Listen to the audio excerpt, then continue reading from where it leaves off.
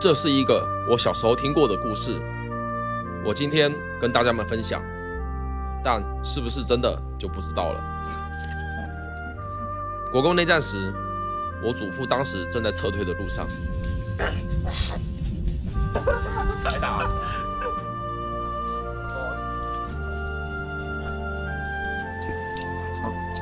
在打牌。没听说吗？最近3个月啊，吉祥田被他们店长整天带去偷工了，所以你们要求整晚不能睡觉，所以没事真的打牌。